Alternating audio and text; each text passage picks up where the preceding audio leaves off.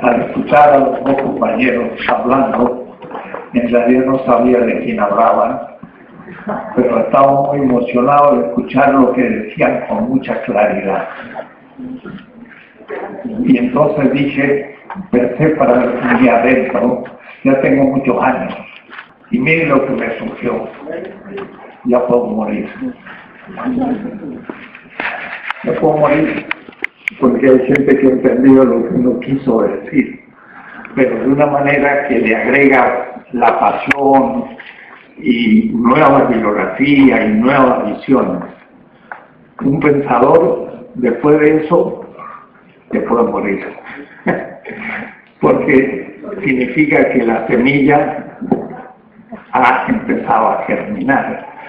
Así que te agradezco mucho, José, y tú, porque lo han dicho con mucha precisión y con nuevos elementos, con nueva bibliografía, con más cosas, y realmente estoy completamente de acuerdo con lo que dijeron, y lo dijeron muy bien.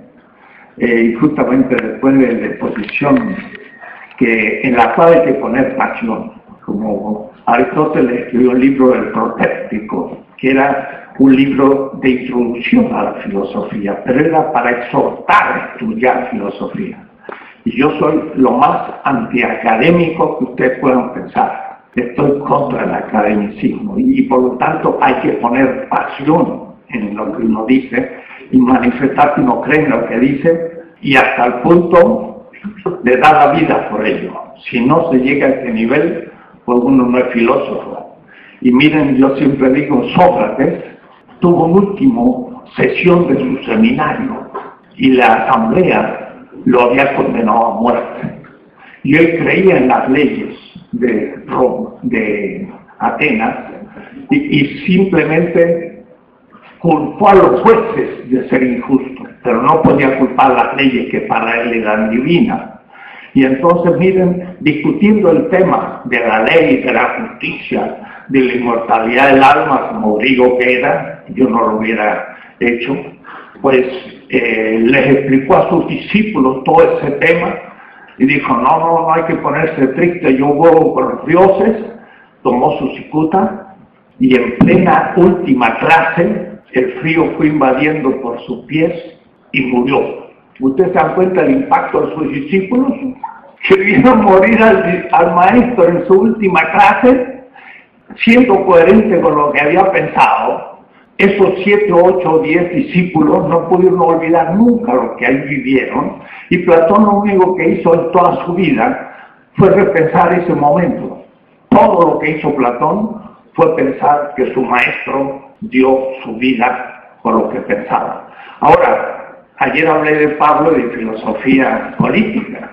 Pablo va más allá de Sócrates, porque no cree que la ley es divina, sino que no era injusto los jueces, sino también la ley. Y por lo tanto, niega la ley. Es más crítico de Platón, ese Pascal Pablo de Tarso. Tiene otra estructura política. Y entonces la secularización de ese pensamiento nos ha impedido ver el fundador del pensamiento occidental, que de paso se nos aleja de a poco por esa modernidad que tenemos que dejar atrás. Pero, en fin, es para situar la impresión que me han causado las dos exposiciones muy buenas y que yo mismo aprendí al escucharla. Iba a hacer un pequeño aviso que va a durar 2 minutos, que es esta obra que vi ayer expuesta por Siglo XXI, el pensamiento filosófico latinoamericano del Caribe y Latino, 1300-2000, no 1492. Nezahualcóyotl fue un gran filósofo, y también Racael y otros grandes filósofos con biografía y datos históricos, a la altura al menos de los presocráticos. Entonces la pregunta que me hacían toda mi vida era, ¿filosofía latinoamericana? ¿Hay filosofía latinoamericana? Entonces, si alguien le pregunta, entregan este libro. Entonces, por lo menos 1,5 kilos de filosofía latinoamericana. Son 1100 páginas, con 2 columnas muy chiquitas, lo mínimo que se puede ser electo. La historia en 12 grandes etapas, las corrientes filosóficas 17 en el siglo XX, los grandes temas y fichas de 300 filósofos, porque no tenía más espacio, podríamos haber puesto 1000, pero no se podía ya, ¿no? Obra de más de 50 autores. Entonces, esto es muy importante. En la Universidad Autónoma de la Ciudad de México, donde fui rector interino, el programa de filosofía empieza en el primer semestre en la historia. El primer curso de historia de filosofía era filosofía latinoamericana, para que los alumnos sepan que tienen maestros filósofos y ellos van a ser filósofos en este continente, ¿no? No en la Luna, o en Grecia, o en Roma, o en Berlín, van a ser aquí, primer curso. Segundo semestre, filosofía en México. Y en el tercer semestre empiezan, pero no con los presocráticos, con los grandes primeros filósofos de la humanidad, en China, en la India, en los profetas de Israel y los presocráticos. Segundo semestre, los grandes ontologías, y ahí ya viene Confucio, el Lao Tse, y viene el Bhagavad Gita y el Upanishad, y ahí viene Platón y Aristóteles. Puede decir, una historia mundial de la filosofía, y pueden entonces leer el diario, porque en el diario pues se está diciendo que China hace esto y que Rusia hace todo. ¿Y quién es Rusia? El Imperio Bizantino. Irán está ahí haciendo. ¿Y quién son el Irán? El Irán es el mundo chiita. Sí, es chiita, no sunita. ¿Y qué significa la diferencia entre sunitas y chiitas? Que la filosofía persa influenció en el pensamiento musulmán y produjo el chiismo, pero entonces es el antiguo imperio persa todavía presente en el diario de cada mañana. Y cuando digo Irak, no es Irak, es la Mesopotamia, es nada menos que la cultura más antigua que conocemos. Hace 8000 años había ciudades.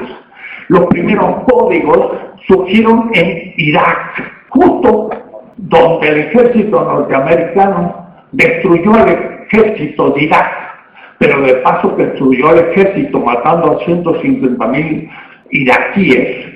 Ha matado más de 2 millones de personas en Irak, ha destruido la antigua Babilonia y ahora hasta Palmira ha sido bombardeada por fanáticos inventados por Arabia Saudita y por la CIA, porque el Estado Islámico, no crean ustedes que surge del fatalismo musulmán. La cultura musulmana es profundamente tolerante. Los judíos y cristianos vivían entre los árabes y podían vivir. Este fanatismo es moderno y se lo han puesto en la cabeza. Han destruido el Medio Oriente. Yo digo, los bárbaros del comienzo del siglo XXI van a pasar historia. Van a decir, destruyeron Bagdad. Me encontré en Estados Unidos una profesora judía y le pregunté, ¿dónde viene usted? De Bagdad. Ah, Bagdad. Y su familia es antigua, del cuarto siglo. Mi familia fue de los autores del Talmud y del Mishnah. ¡Wow! Y ahora destruida Bagdad, el centro del sistema mundo durante 500 años. De Bagdad se iba a la China, se iba por Kabul a la India, se iba a Bizancio, y Bagdad del 700 al 1250 fue el centro del sistema del continente euroasiático. Los bárbaros del siglo XXI lo han destruido. El señor Bush no tiene ni la mínima idea de la historia de la humanidad y de las barbaridades que ha hecho. Es un criminal histórico.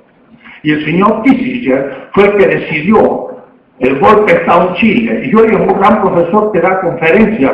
Pinochet es pésimo. Y el que lo inspiró es un gran personaje. ¿Me apretan? Entonces, si sabe uno un poquito de historia, bueno, tiene principios para indignarse. Les recomiendo esta obra. Además, estamos haciendo una colección de 400 obras de filosofía latinoamericana escaneadas y puestas en la nube.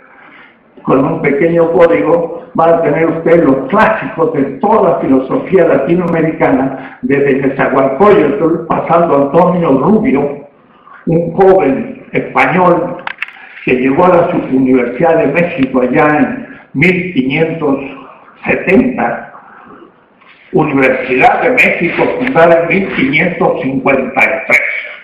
Yo llegué a Harvard no como alumno, como profesor. Y entonces llegando a Harvard vi una estatua del señor John Harvard. Y dice, John Harvard, la primera universidad de América, 1636. Le digo, primero, ese que está sentado ahí se sabe que no es John Harvard, de tal manera que ya es un primer error histórico. 1636, primera universidad. En 1636 había estudios de filosofía en Santo Domingo, ahí empezó la filosofía en América Latina, un siglo antes que Harvard. Estos norteamericanos creen que hasta inventaron la filosofía en América. Son ignorantes, pero no lo saben. Ignoran el siglo XVI, lo cual nosotros somos la herencia. Por eso es que hay que repasar esa historia. Entonces, hubo un encuentro en Estados Unidos entre filósofos latinoamericanos y filósofos norteamericanos pragmáticos. Y entonces yo dije, yo voy a hablar de la filosofía latinoamericana, porque ¿cómo vamos a hacer un diálogo siendo que yo conozco su filosofía, pero usted no conoce nada de la nuestra? Entonces, ¿qué diálogo puede haber? Entonces les dije, voy a hablar de la filosofía de América Latina antes de los Pirineos. Y les hablé 2 horas sobre la filosofía, y cuando llegué al punto que dije, pues en este caso, en el colegio jesuita de la Flèche, en Francia, estudió desde que tenía 9 años hasta los 19 filosofía, 10 años, por los jesuitas españoles. Y el primer libro que leyó fue Suárez, el gran filósofo del siglo XVI de toda Europa, pero no forma parte de ninguna historia de la filosofía. Y Descartes, cuando llegó a la lógica, estudió lógica. El gran Renato Descartes, y ¿saben en qué libro estudió la lógica? En la lógica de Antonio Rubio, profesor de la Universidad de México, en una lógica mexicana se llama su libro. En latín, comentario de Aristóteles. Es decir, que el primer filósofo para ellos moderno, que es Descartes, estudió lógica en un filósofo mexicano. Cuando escucharon eso los colegas pragmáticos norteamericanos, me dijo una traductora, le preguntaron, ¿entendí bien?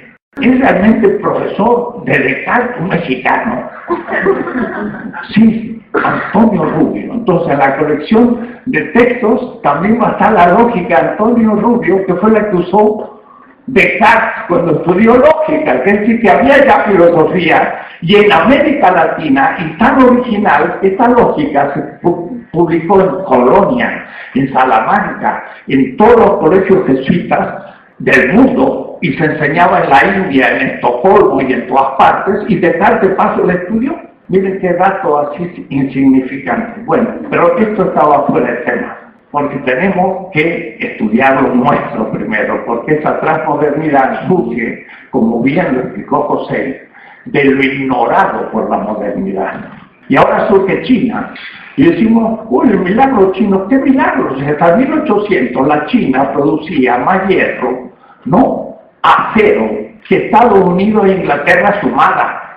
La revolución industrial empezó un siglo antes que en Inglaterra, en el valle del Yangtze. Los chinos empezaron la revolución industrial. Y ahora estamos conociendo cosas completamente ignoradas. ¿Por qué? Porque ocultaron sus fuentes. Entonces, tenemos que revisar la historia y no ser tan ingenuos de creer en nuestros profesores eurocéntricos, que son la mayoría, por desgracia, también en México. ¿O no? No he hecho una encuesta, pero más o menos 90% son eurocéntricos. Y entonces empieza la filosofía por Grecia. Y Platón, Aristóteles y Heródoto dijeron, la filosofía griega es muy antigua, empezó en Egipto. Pero los nuestros dicen que empezó en Atenas. es una cosa ridícula, pero en fin, no es serio. Casi todo lo que se hace en filosofía política, y pienso en las grandes universidades, Princeton, Yale, Harvard, California, o Berlín, París, Roma, son temas específicos. Grandes autores son especialistas en algún tema de la política y además piensan la política desde un sistema dado como estático, puede decir, piensan en el republicanismo o piensan en el tema de la democracia. Invitamos a Habermas a venir a México a discutir un poco la política y con mucha honestidad, después de haber visitado México, Perú, Argentina, cuando volvió a Alemania, le dijo a Apple, porque Apple me lo dijo a mí, le dijo Habermas, no entiendo América Latina, pero él hace mucha filosofía política, tomo la razón discursiva, donde instaura un nuevo tipo de filosofía política muy importante. Se puede aplicar, o de dónde surge esa filosofía política de Habermas en Alemania y Estados Unidos.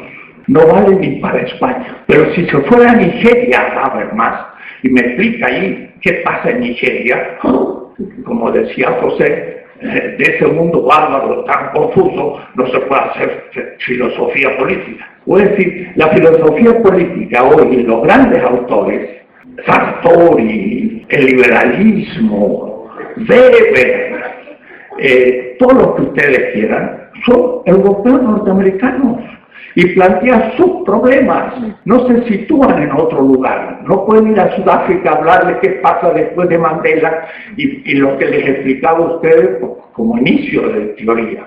Es decir, la filosofía política es muy parcial, nadie tiene una visión de conjunto y además lo piensa sustantivamente como si un sistema estuviera dado. John Rawls, teoría de la justicia, Theory of Justice, profesor en Harvard, murió hace poco. Lo que él piensa solo vale en Estados Unidos y para el liberalismo, ni para México vale. ¿Por qué? Porque está pensando desde el liberalismo, primer principio, principio de la libertad individual, universal, formal. Segundo principio, a nivel socioeconómico, pues hay diferencias, pero ha de tomarse decisiones que sean más beneficiosas para el peor situado. Porque usted en el nivel económico-político, que es el material, admite la diferencia como origen. Y en el plano formal de los derechos subjetivos del liberalismo, todos somos iguales. Pero a nivel económico hay ricos y pobres, pero no le va a llamar así porque es muy ideológico. Hay unos mejor situados y unos peor situados. Y acá es progresista, porque en la medida que se ha de tomar, se tiene que beneficiar más al peor situado. Pero si el peor situado es un pobre y yo le aumento el salario, va a ganar 50 pesos más, mientras que el gran rico va a ganar millones más. Entonces, realmente no se puede ayudar al menor situado. Es decir, John Rawls también vale para Estados Unidos, pero no vale para México, y menos para Nigeria, Nigeria, o para Senegal. Y la filosofía política debe estar dando criterios para todos los países de la Tierra, y especialmente aquellos que son colonias, los bárbaros y los paganos de la cristiandad, que a su vez invirtió el cristianismo primero con Constantino y después lo invirtió por segunda vez con la conquista de América, porque se transformó en una cristiandad metropolitana, centro del sistema mundo. Y entonces llegaron los españoles, Hernán Cortés, en una mano una cruz y en la otra una espada. ¿Cómo puede comprenderse eso? Si la cruz es de un crucificado que murió crucificado porque se levantó contra el Imperio Romano, que era la espada de la época. Es una contradicción absoluta. Y entonces secularizamos el tema, no tratemos problemas de la Iglesia.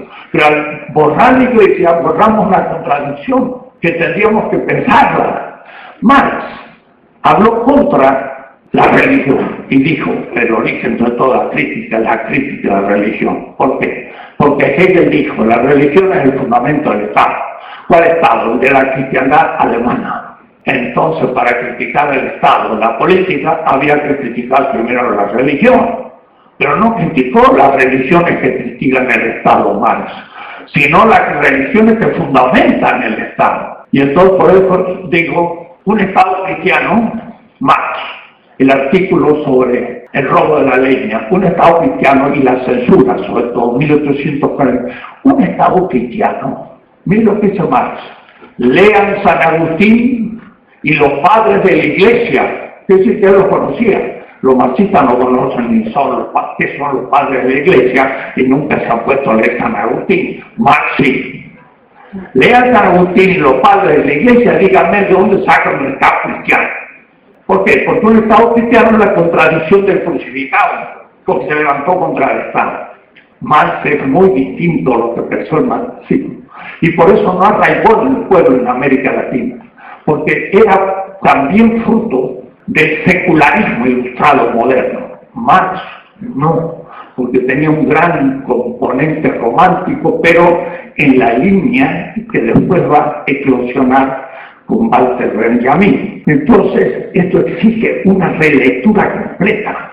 Y en un aula así como esta, con 250 profesores en la Sorbona hace 3 años, les hablé ahí, porque yo soy doctor de la Sorbona, en unos seminarios del sábado del grupo más selecto del marxismo francés.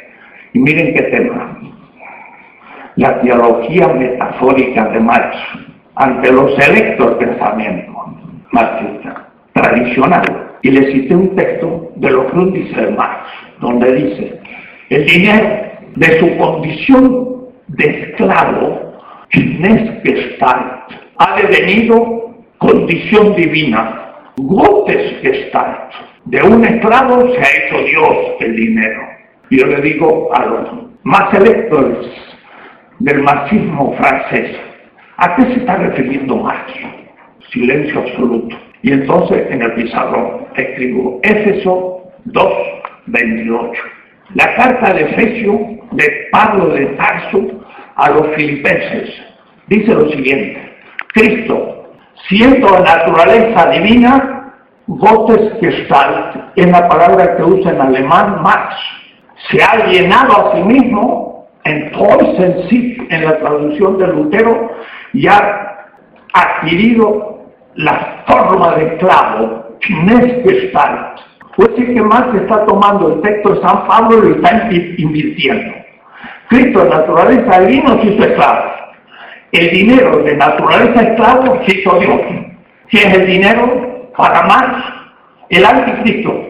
Y tiene decenas de textos sobre el tema. Hasta lo cita el Apocalipsis en el 2º capítulo del Capital. Y cita el Apocalipsis 13, 17, 17, 13. Es decir, capítulo 13, versículo 17, capítulo 17, versículo 13, que es como un número apocalíptico. Y le dice, le pone en su frente el número de su número y le permite comprar y vender.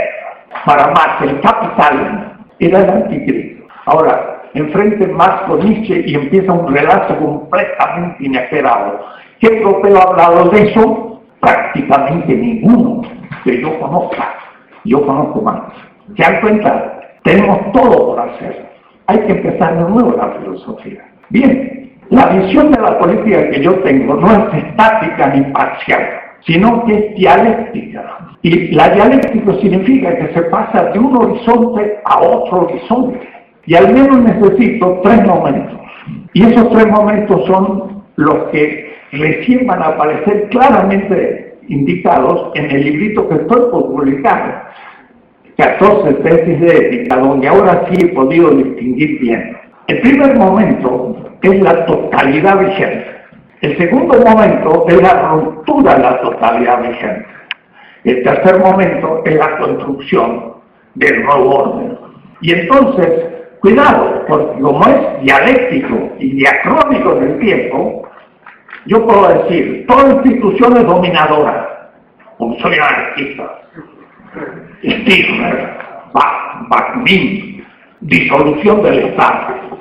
¿Por qué? Porque es dominador. Cuando en México, miren cómo está dominando la situación, las instituciones son dominadoras, el pueblo no tiene quien lo proteja, cuando el pueblo con toda la soberanía y la fuerza que voy a explicar constituye una autodefensa, viene el Estado y mete preso a los autodefensas, le saca las armas y después los asesina la gente que los roba. Entonces, las instituciones del Estado son dominación. Entonces, las instituciones, disolución del Estado. Entonces ahí aparece la tesis, cambiar el mundo sin tomar el poder.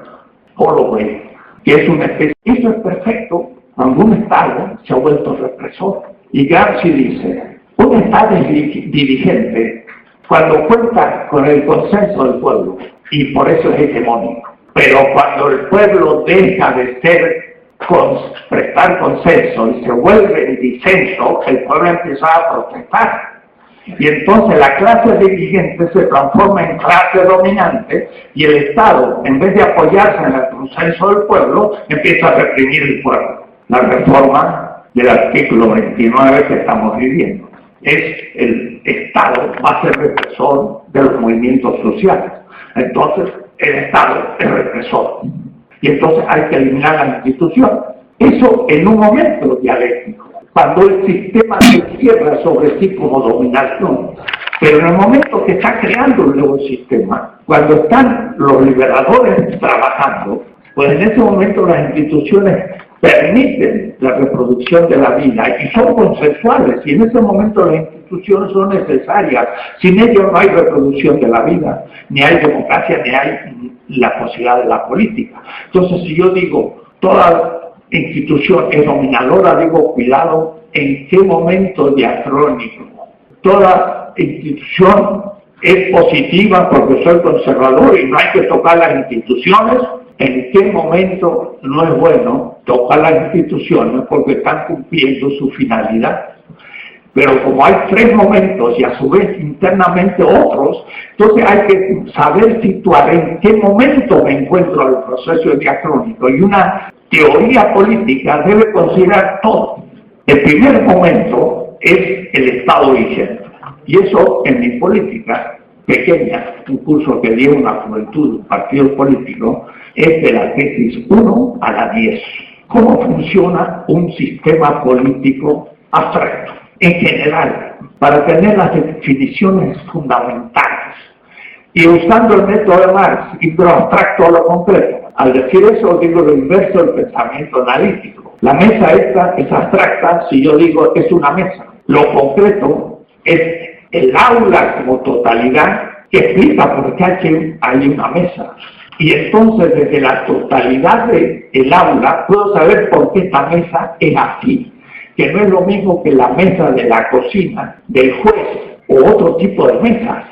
Entonces cuando yo digo mesa es abstracto, que se hace concreto en el todo. Entonces Marx dice que pasar de lo abstracto a lo concreto, y la primera descripción que yo hago de la política es abstracta, en el sentido que muestro cómo funciona todo sistema político. Y el más desarrollado, entre comillas, cuidado con la falacia desarrollista, me va a permitir también describir los menos desarrollados en ese punto, pero es la primera etapa. La segunda etapa es cuando ese sistema entra en entropía, cuando ese sistema ya no responde al Umwelt, diría Niklas Luhmann, no responde al entorno, y entonces, como no responde en su autogeneración o autopoiesis, entonces empieza a reprimir a aquellos que se oponen al Estado, y en ese momento final, el Estado de dominación.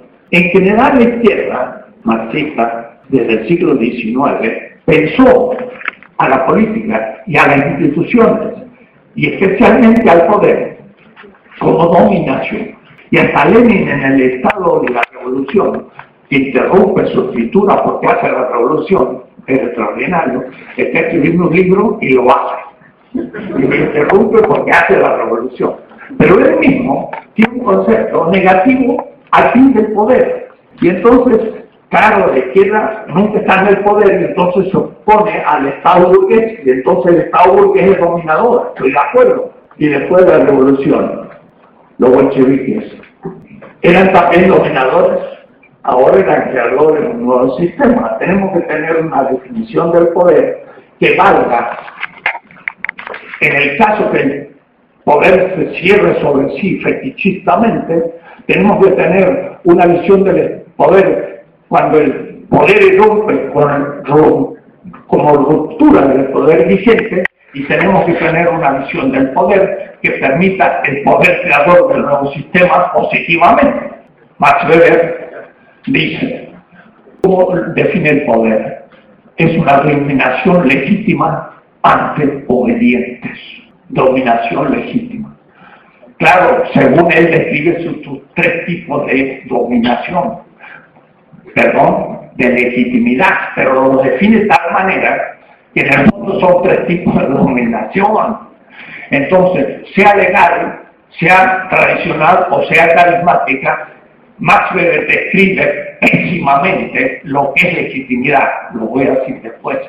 Y entonces saca una definición que dice, el poder es dominación legítima. ¡Wow! Es una contradicción. O hay que ser masoquista. Piensen ustedes, si yo lo domino a alguien y es legítimo es porque está de acuerdo. Entonces, si está de acuerdo que lo domine, pues como masoquista, entonces lo sabe. O somos idiotas los dos.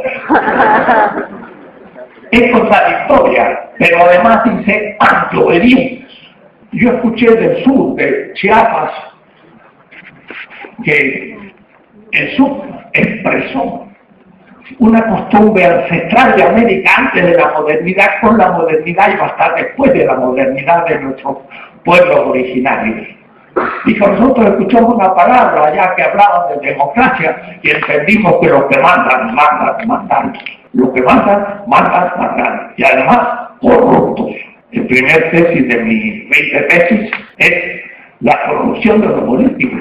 Así que no soy iluso que pienso en la moralina. Empiezo por la corrupción. Está corrupto el sistema político en todo el mundo. La representación no da más. Pero lo vamos a eliminar tampoco. Hay que pensar la política. Y dijeron, pero entre nosotros, los que mandan, mandan obedeciendo. No se puede traducir eso al inglés, ni al alemán, ni ninguna otra lengua. Es muy complicado. ¿Cómo ustedes lo van a traducir en inglés? Los que mandan, mandan, obedeciendo. Obediencia viene de opaudire, que es oír el que tengo delante. El gran político lo que hace es oír. ¿A quién? Al pueblo. Usted debe ser un populista. Vamos a ir despacio. Pero vamos a tener que construir nuevas categorías. Y dice Evo Morales, yo ejerzo un poder obediencial.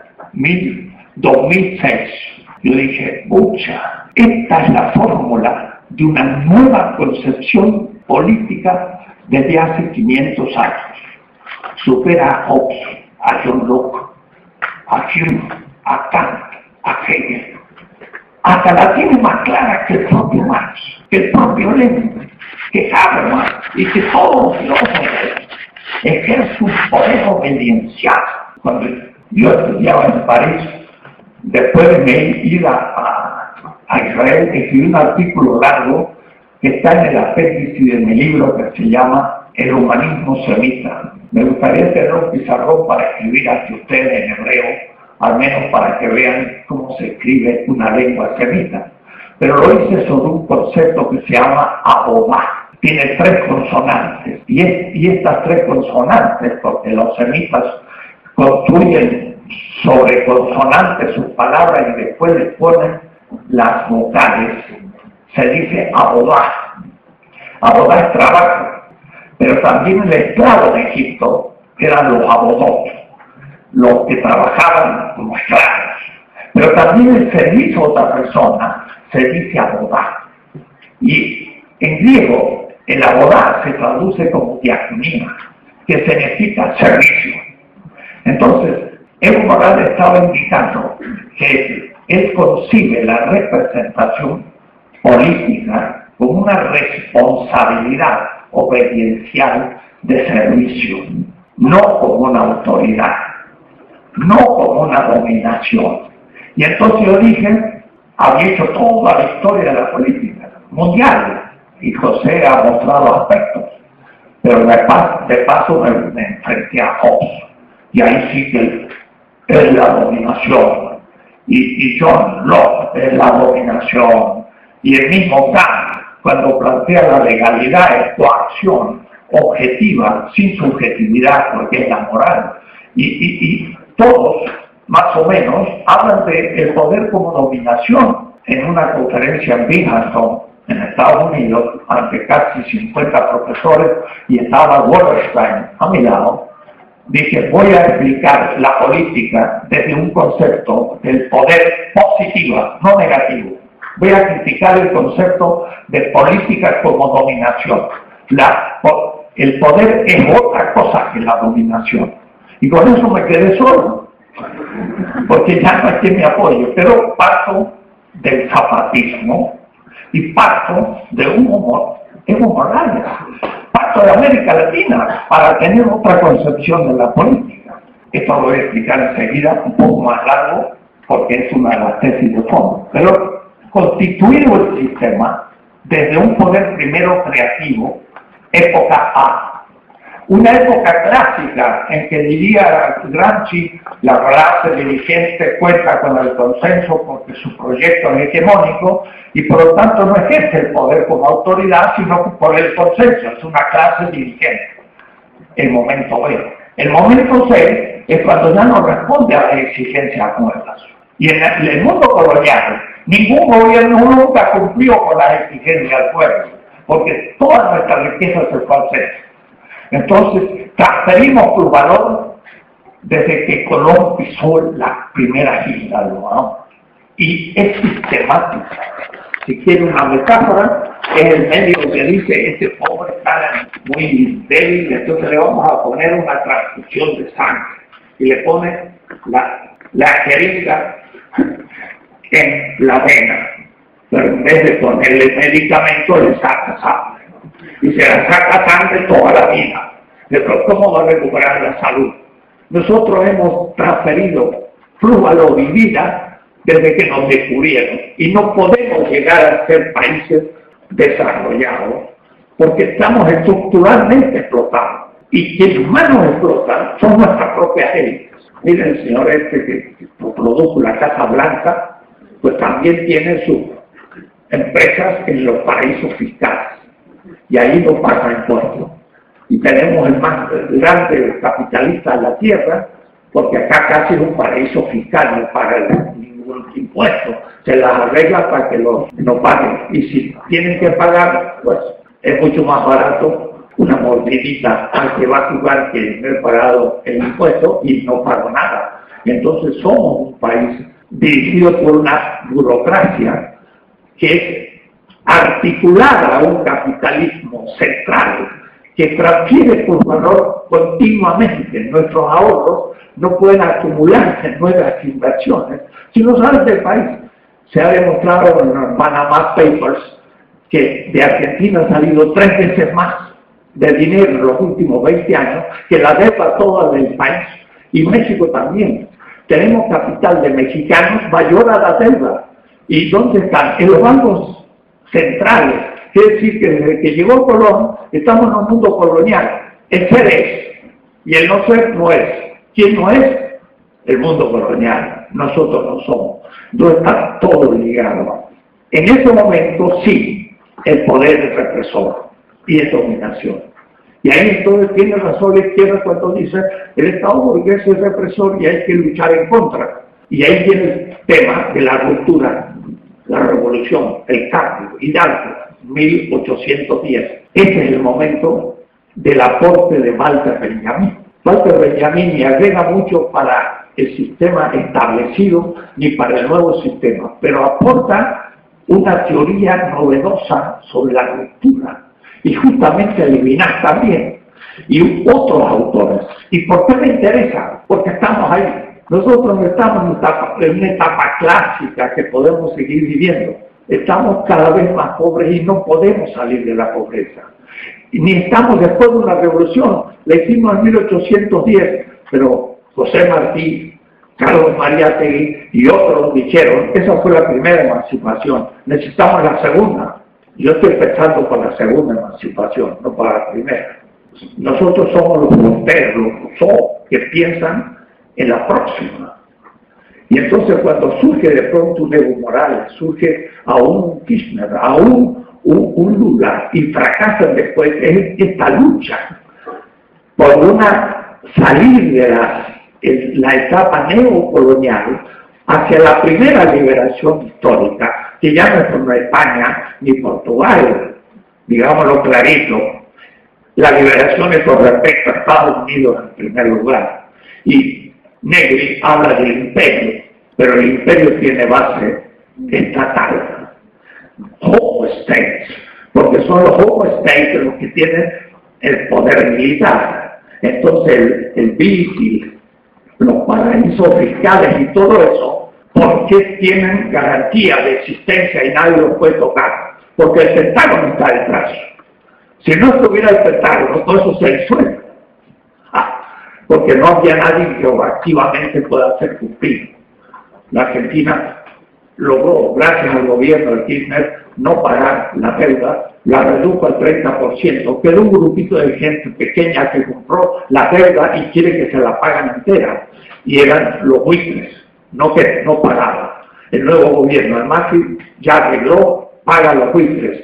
Pero al pagar a los buitres, ahora tienen que pagar a todos los otros que habían dejado el 70% de su deuda porque lo habían concedido a Argentina pagando solamente el 30%. Pero si a uno le dan, ahora todos van a reclamar y Argentina va a multiplicar por 5 su deuda. El señor Macri no le importa porque tiene sus dineros millonarios en los paraísos fiscales y va a tener parte de lo que Argentina paga. Y es presidente. Puede decir que la burocracia de los estados está articulada a la burocracia de las transnacionales de un imperio que tiene sin embargo base nacional. El libro de Huxley Negri es abstracto, porque él solo el Estado. Yo no puedo estar con Negri, porque el Estado es esencial para la liberación. Entonces estatiza. Atención, la cuestión es más compleja. Entonces, ustedes ven, todos estos temas es lo que hay que plantear políticamente, en una teoría política. Y se puede hacer, y ya está en discusión. Pero lo que más me interesa es el segundo, no por teoría, sino porque en todo nos encontramos. Nos encontramos en un mundo de transición, pero la periferia del sur, Estados Unidos y Europa, sigue su etapa creciente y relativamente estable. En cambio, los países coloniales estamos en un proceso de liberación. China nunca fue colonia, y por eso que también su élite, aunque sea stalinista, al final eran mandarines. Los mandarines eran 200.000, ahora son 6 millones del Partido Comunista. Entre el mandarinismo y el estalinismo no hay mucha diferencia, siguió la China tradicional, nomás que no tienen emperador, siguen funcionando como antes. No crean ustedes que hay tanta cosa. Es una élite planificadora, pero al menos tiene una ventaja, es nacionalista. Y además tiene el poder sobre el capital en China. Y los bancos son del Estado. Y no sale un peso no fiscalizado por el Estado. Y entonces el ahorro se invierte y tiene una expansión gigantesca. Porque primero tecnológicamente son muy dotados, porque enseñaron a Europa a hacer la revolución industrial. No es un milagro, han dormido unos 180 años una siesta tropical, y ahora los chinos se han despertado de 180 años y han retomado lo que venían haciendo y han dejado a todos detrás, y aún tecnológicamente y con las más abstractas ciencias virtuales, porque los chinos estaban muy superdotados para eso. Ellos no escriben alfabéticamente, escriben con símbolos. Y dominar bien la lengua china, pero como un clásico, significa casi 10.000 signos. Pero al dominar 10.000 signos, usted no domina solo los 28 fonemas de un alfabeto, usted domina los conceptos completos de esa cultura. Porque cada símbolo le va enseñando usted parte de la tradición. Y entonces saber escribir es alguien que ha recuperado toda la historia de su pueblo. Claro, cada uno habla distintas lenguas, pero por un sistema simbólico todos pueden leer aquello, pero no pueden hablar, porque si cada uno habla, pues habla otras lenguas. Y entonces ya son una especie de pluriverso muy interesante. Pero dejemos al lado esto y volvamos. Me interesa sobre todo el segundo momento, el momento de la ruptura. Y por eso me interesa Marx, me interesa Benjamin, me interesa Pablo de Tarso, los grandes pensadores que rompen un sistema establecido y están a la base de la creación del nuevo. Porque estamos en esa situación no porque me interese teóricamente. Yo no nací marxista desde el seno de mi madre. Mi madre era una liberal más bien de clase media, pero accedí a Marx para aclararme qué significa la pobreza. Y lo leí para ver por qué seguimos siendo pobres. No para saber lo que es el capital o porque quiero ser marxista o ganar un título o tener puntos en el SNI. El tema. Y Benjamin de nuevo, entre todos los que van surgiendo, digo, este sí está apuntando al tema que nos interesa. Entonces, pienso lo que viene desde nuestra realidad.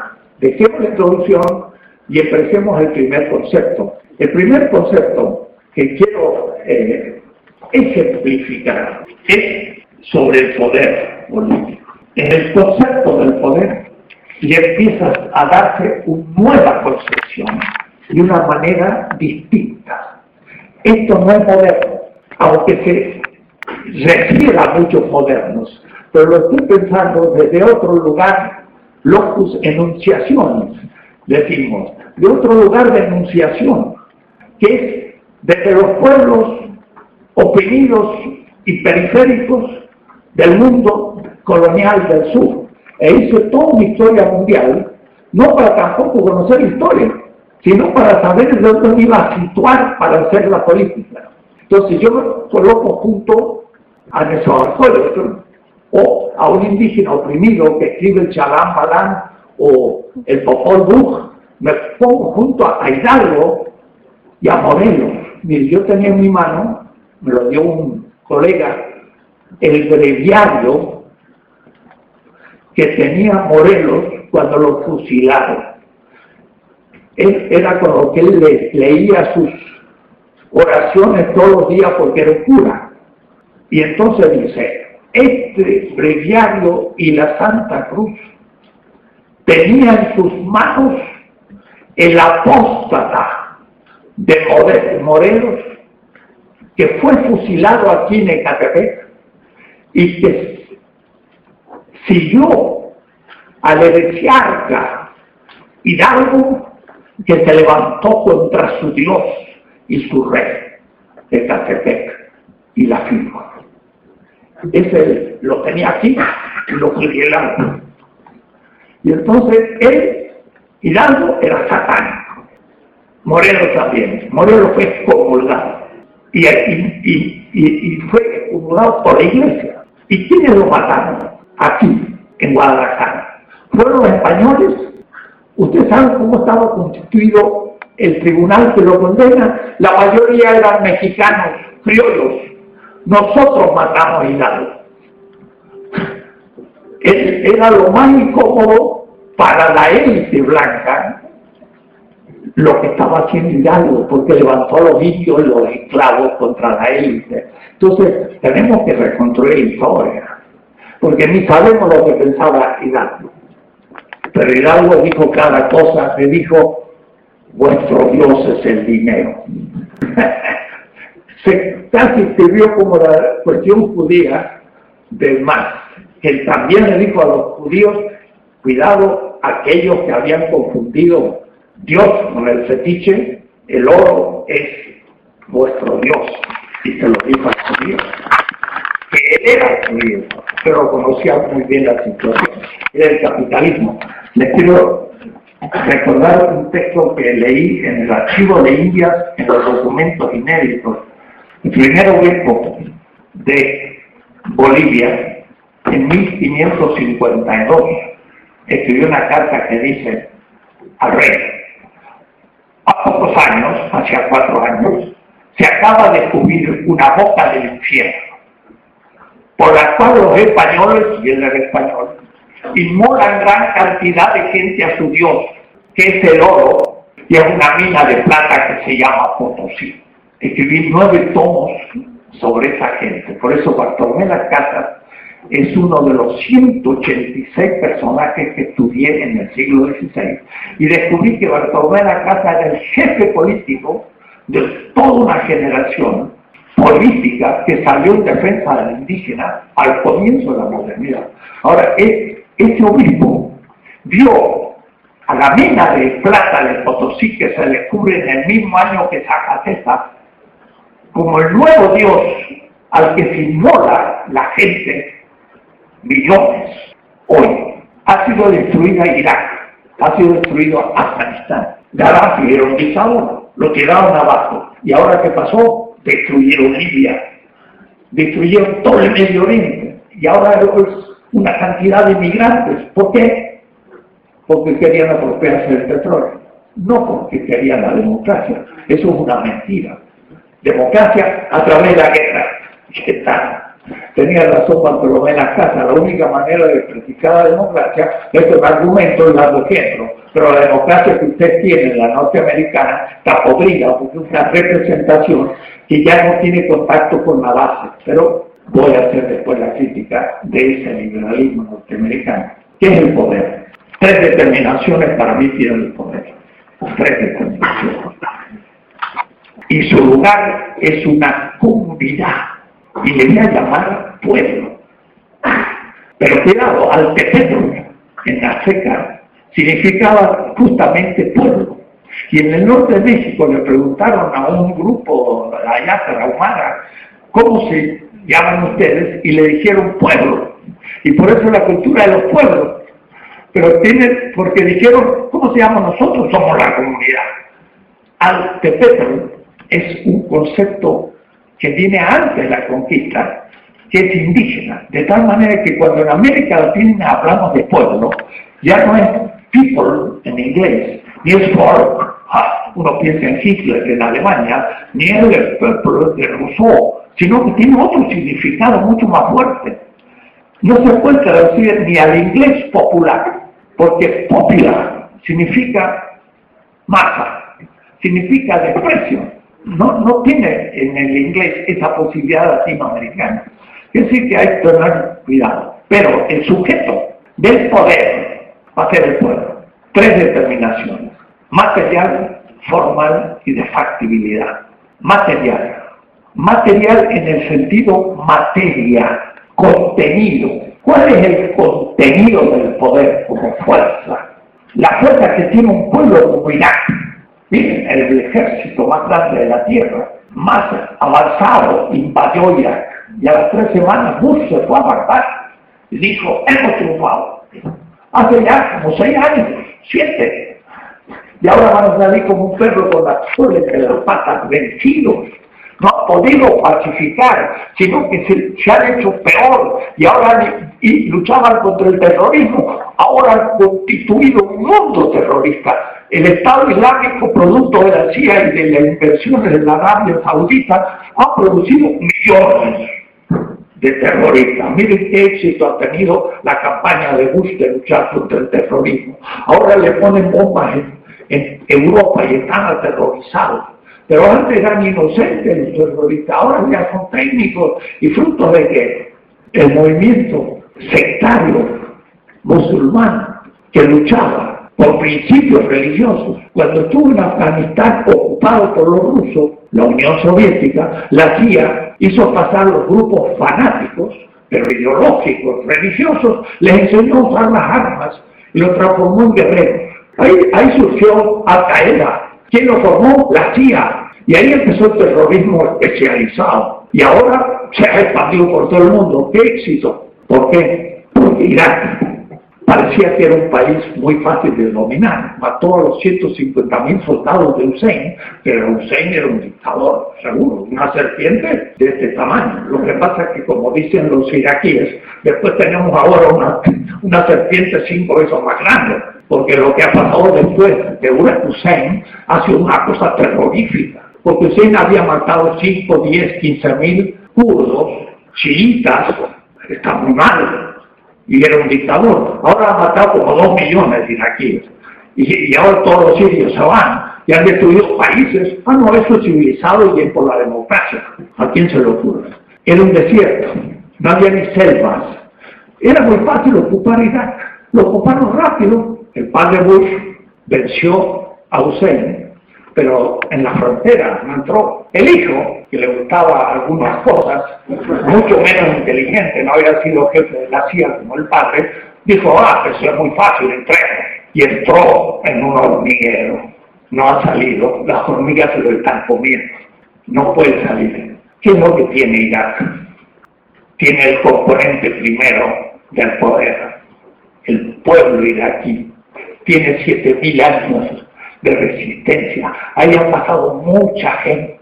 Ahí han estado los asirios y los babilónicos y el reino de Palmira, y tienen 7.000 años de historia. Y ahí también surgió el mundo persa, y después vino el mundo bizantino cristiano, y después llegó los califatos de Bagdad, y tiene una historia milenaria. Y llegó un desierto, dijeron, lo vamos a terminar rápido. Pero era un pueblo que era capaz de dar la vida por la vida. La fuerza del poder, lo voy a nombrar como Schopenhauer, contra Schopenhauer. Nietzsche habla de la voluntad de poder, Willen zum Macht, que es dominación. Mientras que Schopenhauer, en la primera etapa, habla de Willen zum Leben, la voluntad de vivir. Y eso es positivo, no es dominación. La voluntad de vivir es el deseo que tengo de vivir. Si yo tengo hambre, tengo que luchar para comer. Si tengo sed, tengo que luchar para beber. Si no tengo vestido, tengo que luchar para vestirme. Si no tengo casa, tengo que luchar para protegerme. Deseo vivir. Hay una tortura muy especial, que agarra a la gente de los pelos, lo meten en un recipiente con agua y le dicen, te vamos a ahogar si no sueltas a tus cómplices. Y es una tortura. Y el que está muriendo porque no puede respirar, patalea y se agita y quiere salvarse porque quiere respirar, desea vivir. Esta es la fuerza del poder. Un pueblo que quiere vivir. Si hubiéramos sido nosotros los mexicanos invadidos por un ejército de 150.000 soldados, con la aviación más grande de la tierra, ¿cuántos minutos hubiéramos resistido? Los del norte hubieran dicho, yo quiero ser el Estado 52 y el otro 53, y la primera nomás. Los iraquíes no, se han defendido y ahora lo echan como un perro con la cola de las patas. ¡Wow! Tienen voluntad de vida. Eso es el poder materialmente, pueblo valiente, que es capaz de morir por la vida. Ese es el principio material. Y ese es el principio de Marx. Y Engels también, sabe que en el pueblo de la origen de la familia, Engels dice explícitamente, la última instancia del este instancia en la interpretación materialista de la historia es interpretación de la historia que existe, es la vida y la vida inmediata. No habla de la economía, ni de la supraestructura. Eso son 3 líneas que Marx utiliza en el prólogo de su critique del año 1857. Lo de suprainfraestructura no es teórico y para Marx no tiene ningún sentido. Porque no hay supraestructura, sino que hay mucha determinación determinante. Y es en espiral. Una determinación determina otra y a su vez es determinada por la anterior, y como es un círculo, no es una espiral, dice Marx, la política determina la economía, y la economía determina la cultura, y la cultura determina la economía, y cada una es la infraestructura del otro, ¿no? Marx no habla de superinfraestructura, eso es el marxismo, el leninismo. una ideología moderna rusa productivista no democrática. No tengo ningún respeto por el marxismo-leninismo. Es una filosofía del siglo XX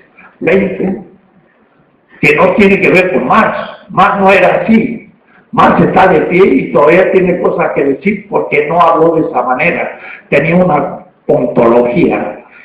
Invertía Hegel, pero lo conocía. Y Lenin también, pero por ahí se olvidaba.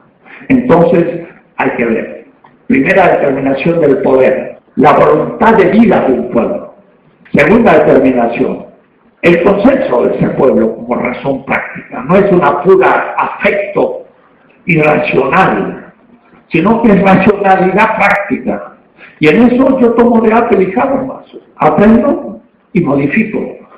Si cada uno tira para su lado en su voluntad de vida, una voluntad anula la otra y nadie se mueve. Es como los chinos decían, una piedra en medio del camino, tira cada uno para su lado por la soga y la piedra sigue ahí. Hay que decir un momentito, compañeros, no tiremos más la soga.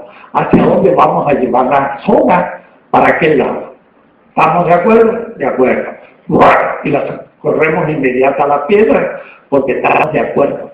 El consenso de Gramsci, no solo de Habermas, hay que ir a Gramsci a ver eso, porque el consenso está debajo de la hegemonía. Entonces, segundo principio del poder, voluntad de vida consensual, y ese es el momento racional e institucional del poder. Tercera determinación, de cosas factibles, la factibilidad. Hay gente que hace solo cosas factibles. Y la ciencia política, entonces, consiste en saber cómo van las elecciones, cómo se ganan las elecciones, cómo hay confrontaciones y se ganan las confrontaciones, y cómo yo ejerzo el poder y logro tener el ejercicio del poder como presidente, diputado, gobernador. Muy bien, muy bien. ¿Y para qué todo eso? Para ejercer el poder. ¿Y para qué ejercer el poder? Es puro formalismo hipócrita. Y eso es lo que produce la corrupción, lo que se enseña en las facultades de ciencia política, porque no hay principios éticos, porque el principio ético afirma la vida de la comunidad, primero. Segundo, decide a partir del consenso de la comunidad. Y el tercero, haz cosas posibles. Haz cosas posibles, porque si haces cosas imposibles, no lo puedes hacer. Si yo quiero disolver el Estado, y como dice Orwell, la forma Estado de dominación, forma Estado justo la semana anterior leyendo un libro de un italiano, 600 páginas, sobre la evolución del Estado mesopotámico del 7º milenio hasta el 2º. Y cómo se va perfeccionando el Estado en Asiria y en Babilonia y en todos los estados allá. Y Samir a mí mismo, me acuerdo de una reunión que teníamos en Puerto Alegre, dice el Estado, el Egipto fue Estado hace 5.000 años, pero no era un Estado moderno. Entonces el problema no es el Estado, es el Estado moderno. Entonces tenemos que superar el Estado moderno, pero no el Estado. Tenemos que hacer un Estado transmoderno, pero tenemos que saber que el Estado es la factibilidad. Cuando hay millones de personas involucradas en un sistema y no se puede hacer democracia directa, pero cuidado, sí se puede hacer democracia directa en la base, en el barrio. Y yo estoy queriendo que se introduzca en la nueva Constitución de la Ciudad de México de que en los barrios y en los pueblos haya participación de democracia directa.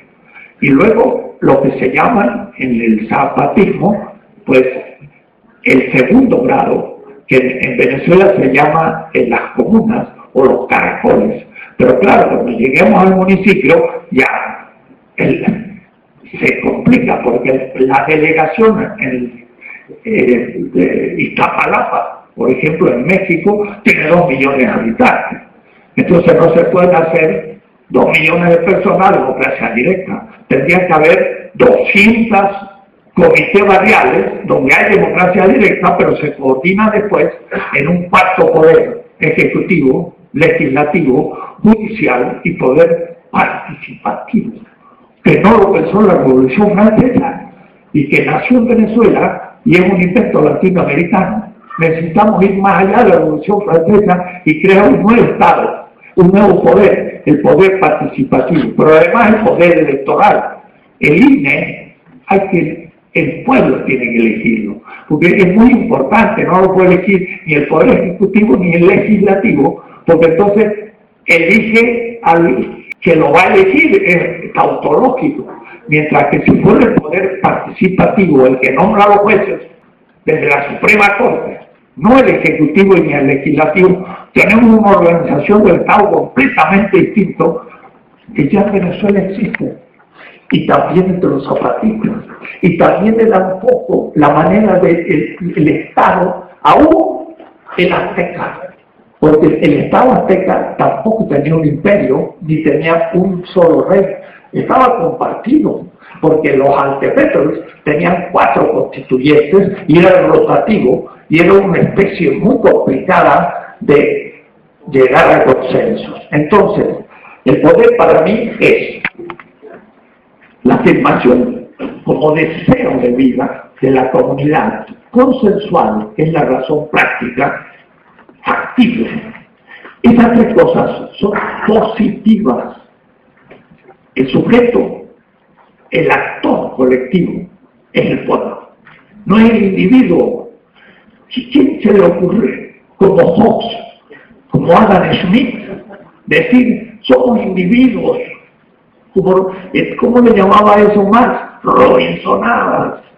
Porque Robinson Crusoe era un hombre solitario allá en una isla quizás de Chiloé, no sé dónde, y ven, era un pobre solo. No era un pobre solo, era un pobre perdido. Hablaba, caminaba, tenía instrumentos, tenía una vela, tenía muchas cosas del naufragio. Era un perdido. Sí, pues, Robinson hubiera nacido en Chiloé y no hubiera visto ningún ser humano como Rómulo y Rémulo, ni hubiera hablado, hubiera caminado con 4 patas y no hubiera sido Homo sapiens pleno, sino potencial. Cuando lo hubieran descubierto a los 30 años, no sé si ya era recuperable para la humanidad un ser así, era un monstruo.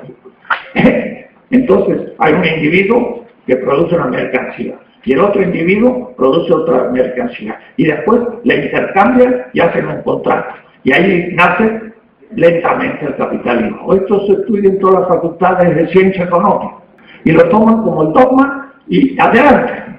Yo me paro en la primera página y digo, ¿y dónde sacaron ustedes ese individuo? No tenía ombligo, porque si tenía ombligo era hijo de su madre, y tenía un padre, por lo menos tenía una familia, así que ya no era un individuo. Y además hablaba, entonces tenía una cultura. El individualismo es una abstracción absurda, irracional, y lo plantea todo. Entonces uno dice, qué bonita política que tiene, filosofía política. Toman al capitalismo y al liberalismo como punto de partida, lo hacen hipótesis de trabajo y después explica todo porque es un círculo. En el estado de naturaleza no había sociedad, no había contrato. Y después, cuando hay el contrato, surge la sociedad política. Hasta los primates tienen instituciones. Así que tienen un contrato de macho dominante. Y hay una institución entre los primates superiores. ¿Cómo que el ser humano alguna vez fue estado natural? Estado natural no tiene ningún sentido. Es una invención de la filosofía política moderna, con la cual ingenuamente, iba a ser yo engatusan a los ingenuos, porque América era el estado natural para John Smith. Los aztecas estaban en estado natural, y Bartolomé Las Casas dice, estaban a la altura de las grandes culturas de la humanidad. ¿Cómo va a ser decir usted que están a nivel de la naturaleza? Es que lo que pasa es que la naturaleza humana es comunitaria desde el origen y tiene un contrato a su espalda desde siempre, porque todas las acciones humanas son siempre institucionales. Hasta las más íntimas, hasta un acto de amor solitario de una pareja, varón-mujer o lesbiana o travesti o lo que ustedes quieren, sigue ciertos ritos y ciertas maneras culturales que son institucionales. Así que realmente no hay ningún acto propiamente individual, sino que son compartidos. Es una subjetividad intersubjetiva. Dense en cuenta lo que estoy diciendo. Me coloco más allá de cosas y empecemos de nuevo. Pero Bartolomé de la Casa funciona. ¿Por qué? Porque viene de la tradición árabe y feudal. De paso, feudal. Hubo feudalismo en Europa y en ningún otro lugar. ¿Y qué es el feudalismo? Los 7 u 8 siglos que el mundo árabe dejó Europa fuera de la historia, subdesarrollada, periférica y sin contacto. Eso le llaman el lado oscuro. Y estaba en Marruecos y un historiador árabe dice, en la Edad Media árabe hubo la gran filosofía de Avicena, Averroes y demás. Y en público le dije al profesor, creo que se está contradiciendo. El mundo árabe, musulmán, nunca estuvo en la Edad Media. Me miró. Avicena y Averroes no fueron un pecado de la Edad Media, sino de una época clásica universalista. El mundo árabe venía de Marruecos, Túnez, Egipto, fatimita, el Medio Oriente del Califato de Bagdad, Afganistán. Los reinos musulmanes que hoy son Pakistán y Delhi como capital, Ankara, fantástica capital que está más de una vez en la India, y llegó hasta Filipinas. Los musulmanes estaban del Atlántico hasta el Pacífico y todas sus conexiones eran ya con dinero impreso a veces y tenían sistemas que después a usar el capitalismo. El mundo árabe nunca estuvo en la Edad Media, es una categoría exclusiva de Europa. Y después el marxismo dijo que la encomienda y la misa en América Latina fueron sistemas feudales en América. No, el capitalismo inicia América Latina por la acumulación originaria del oro y la plata. Lo dice Marx en el Capital. No son trabajos. Nosotros nunca fuimos feudales. En México se imprimió la primera moneda mundial de la historia en la calle de la moneda. La plata americana era aceptada en la China, en la India, en el mundo árabe, en Siberia, entre los reinos del sur de la sabana, en todo el mundo. Por primera vez en la historia, ¿cómo va a ser feudal América Latina si está justamente organizada en base a la extracción de la moneda? Estamos en la etapa del capitalismo mercantil monetario originario de la acumulación. El error de pensar que la época colonial era feudal es puro eurocentrismo y grave. Bueno, poder entonces es algo positivo, es el amor de tensión hacia la vida. Cuando un pueblo tiene poder es porque ejerce su voluntad de vida consensualmente y eficaz. Y eficaz significa que es capaz de defender. Por lo tanto, también el ejército entra dentro de las prerrogativas de una comunidad, en el sentido de tener instrumentos de defensa, no de ataque. En toda la política siempre se habló del ejército. Los políticos, los grandes pensadores, hasta mi amigo Eduardo Laclau, que acaba de morir, o Gille, o todo, no se refieren al ejército, pero el ejército es la última instancia del poder, al menos como defensa. México podría defenderse de Estados Unidos, no comprando aviones, porque no los tiran abajo en 2 días. Antes que se salgan de vuelo ya los tiraron. Y tanques, ¿para qué se tienen más tanques que nadie? Pero ¿qué tal si producimos más misiles tierra-aire? Se pueden hacer. Pero empecemos a poner una fábrica, va a ver cómo la cierran el día siguiente. Lo nuestro y lo de afuera. Porque podríamos tirarle abajo todos los aviones. No sería tan complicado tener 10.000 misiles tierra-aire. Y en vez de tener tantos tanques, podríamos tener bazucas que cualquier campesino usa. No tendríamos entonces una invasión de tanques. El pueblo podría defenderse. von Clausewitz, que describe el primer tratado de la guerra en 1831, y en el segundo libro dice, no voy a hablar ahora de la estrategia ofensiva, voy a hablar de la estrategia defensiva. Y Clausewitz dice, un pueblo armado es invencible. El gran estratega, y eso pasó en España, y eso fue estudiar el problema español. El mejor ejército europeo de Napoleón tenía casi tanto como los de Bush.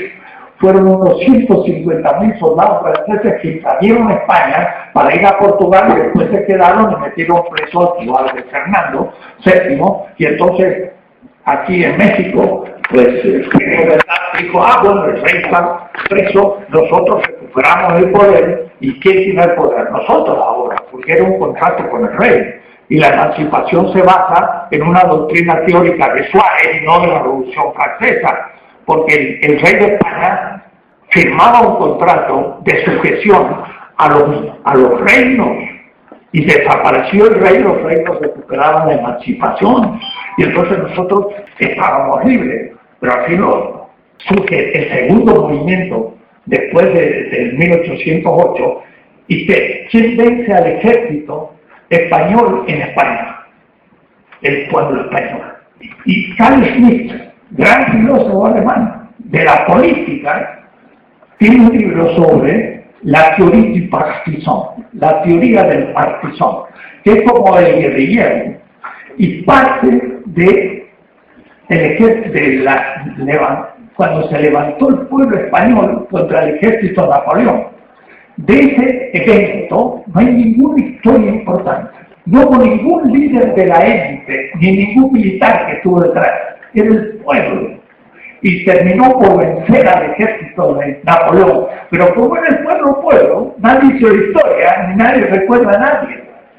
Sin embargo, yo me acuerdo, porque lo leí en mi juventud, que un tal San Martín, que es como el Hidalgo del Sur, fue héroe de Belén, que fue una batalla contra Napoleón. Era un criollo latinoamericano, militar español, que luchó contra Napoleón. Y después le fue a España y se volvió a América y organizó un ejército como se debía. ¿Cómo se debía? ¿En qué sentido? Que le puso uniformes y sombreros. Y cuando los españoles vieron a gente vestida de militar, dijeron, ¿qué pasó? Estos ya no son tan bárbaros, ya están dados. Y San Martín era una estratega. Ahora, hace poco estuve en Tucumán, porque se va a festejar en este año, el 9 de julio, los 200 años de la declaración de la independencia, y un indígena dijo, en la historia de Argentina se ha ocultado que la madre de San Martín era indígena y también humana. ¡Wow! El indígena es el Yapeyú, las antiguas misiones de los jesuitas. Que sí, que el gran hidalgo del sur, militar, que hace un ejército que cruza 4.000 metros los Andes, que para llevar sus cañones y liberar a Chile y al Perú, no sube la montaña, sino que fragua los cañones a 4.000 metros de altura.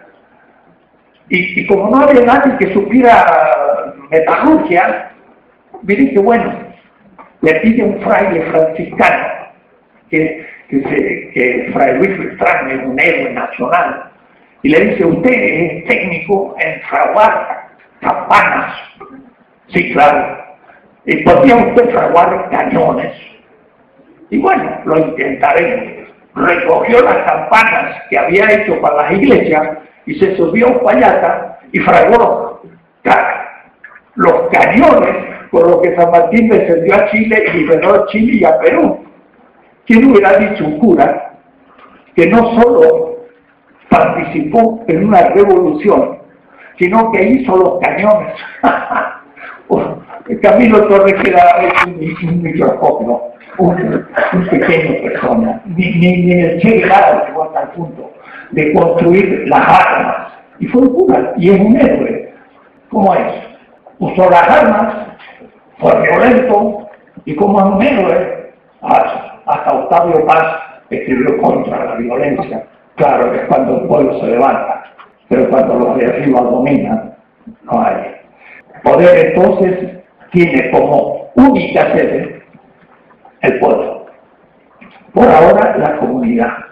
El Estado no es soberano. El Estado ejerce delegadamente el poder del pueblo. Eso es un artículo 39 de la Constitución mexicana, pero es el último que falta, que ya van a también modificar. Y en ese artículo dice que aún ese pueblo puede llamar a hacer otra constitución. Pero lo interesante es que la soberanía no es del Estado, sino del pueblo. Y el pueblo está antes que la Constitución. Entonces Kelsen no tiene ninguna razón, porque para Kelsen la Constitución es el fundamento formal de las leyes. Pero ¿quién está debajo? El poder constituyente. Pero debajo del poder constituyente está el poder instituyente, diría Castoriadis. Pero abajo del poder instituyente está el pueblo como el lugar y el sujeto de la soberanía. Yo siempre digo a la gente, si ustedes creyeran que son el último y el único sujeto de la soberanía, estaríamos en otro mundo. Lo que pasa es que o no lo saben, o no lo creen, o están resignados aunque no podrán realizarse nunca. Eso sí que es importante. Cuando el pueblo, que era anterior a la conquista, como los Altos de Guerrero, que estaban antes que el Estado mexicano, antes de la conquista, el Estado no los protege ante las bandas de la droga y demás, y hace la autodefensa. Y entonces viene el gobernador, los marinos, los militares, la policía, y en el nombre de la soberanía meten preso a Néstor Salgado. ¡Wow! Néstor Salgado es Hidalgo. Néstor Salgado es el Mesías de Walter Benjamin. Es de la casta del crucificado. Así le llamo yo. No como Nietzsche, sino de otra manera, para asustar a la gente, ¿no? Voy a decir, la cruz era la silla eléctrica del Imperio Romano. Lo mataron en la silla eléctrica, como Espartaco. Entonces es un signo muy ambiguo, ¿no? Un signo religioso de un muerto bajo la ley. En lo peor de la ley, que es no respetar la ley sagrada del Imperio Romano. El pueblo que tuvo el genio del derecho más evolucionado de la historia. Y por eso que la comunidad mesiánica interna de ese imperio fue también la que tuvo el más desarrollo jurídico. Y entonces la comunidad mesiánica de Roma es la primera en la historia que desarrolla un derecho ante el derecho romano y dice, usted, Estado romano, es Estado, pero yo soy la comunidad religiosa que tengo contacto con la divinidad. Y el romano pontífice, que era el puente de los hombres con los dioses, que era el emperador, le va a decir, usted no es el romano pontífice. Y además, todos sus dioses son falsos, y lo mandaron por ateos a los hijos. La acusación de esos mesiánicos era que no creían ni ningún dios romano, ateos. Y entonces los crucificaban. Es una cosa interesante a pensarlo. Y por eso la contradicción de Hernán Cortés, que trae una cruz y trae una espada. Total. Es una cosa interesante a ser pensada. Yo voy a tratar 6 temas y estoy en el primero. Hay que redefinir entonces el poder. Y para terminar el ejemplo, las autodefensas surgen desde la soberanía del pueblo, anterior al Estado, y tienen más autoridad que la policía, el ejército, la marina, el gobernador y el presidente y la Cámara de Diputados y senadores, porque viene del pueblo cuando es dejado en la indefección. Nadie lo defiende. Entonces, desde su propia soberanía, crean la autodefensa. ¿Qué tendría que hacer el Estado? Apoyarse en ellos y colaborar para que terminen su tarea, porque son los únicos que pueden luchar contra las bandas de la droga y el crimen. ¿Por qué? Porque lo conocen a cada uno, porque conocen su tía y su nieto y están en el barrio. Si en el país hubiera la posibilidad de que el pueblo se organice para su defensa, terminamos en una semana el problema. No conviene, porque la autoridad negocia y se enriquece y pone los paraísos fiscales sus ganancias. Eso es lo que estamos sufriendo. Pero no México solo, también Estados Unidos y también Europa, y quiere decir los otros países de la periferia. Quiere decir entonces que una definición adecuada de poder empieza a cambiar todo. Para mí la política tiene además tres niveles. El nivel de la praxis política, el nivel de las instituciones políticas y el nivel de los principios normativos. Y cuando hablo de principios normativos, la gente de ciencia política dice, ¿qué es eso? Principios, me lo dijo Eduardo Lacroix, yo les decía en Duke, me dijo, en la política no hay principios. Y yo, desde el principio vida ético, le dije, y si yo mato al oponente, se acaba la política. No pensó que eso era un principio normativo, porque está pensando en los valores, en la virtud, en la tradición. No, la ética está fundada en juicios empíricos, no juicios de valor. Está debajo de la ciencia. Eso lo muestra Apple y lo muestra Charles Peirce. La ciencia no es posible sin ética. Si alguien descubre algo, pero no se lo comunica a los otros para que no le roben su idea, pues no hay comunidad científica. Tiene que ser generoso y tiene que ser verídico, tiene principios éticos, aún para que exista una comunidad de la ciencia, dice Peirce y dice Apple. Y si esto lo comunica en la sociedad, si la política no tiene principios no normativos, pero ¿cuál es? Afirmar la vida de la población es el primer principio material.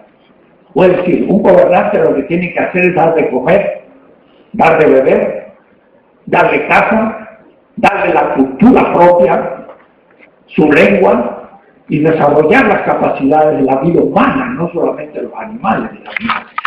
Ese es el objetivo. Para eso hay Secretaría de Economía, Secretaría de Educación, muchas secretarías que se ocupan de la materialidad de la política.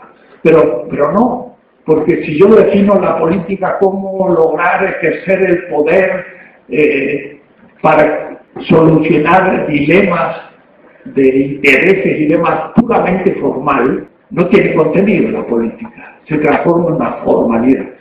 Además, la democracia no es el liberalismo. La democracia es el sistema de la legitimidad. Y la legitimidad es muy importante, porque la legitimidad da unidad a la comunidad y al poder. Si está dispersa, no tiene poder. Entonces nosotros somos bastante egoístas, no pensamos en la patria, y claro, un extranjero nos puede dominar rápidamente. En 2 o 3 horas termina con México. En Irak no. En Irak resistieron y vencieron, porque tenían una convicción que por ahí se hace fanática. Eso ya es el extremo. Entonces, está el nivel de la praxis, y ahí está Maquiavelo, y está Carl Schmitt, y hay grandes teóricos de lo que es la praxis. Pero hay un segundo nivel, los temas de las instituciones.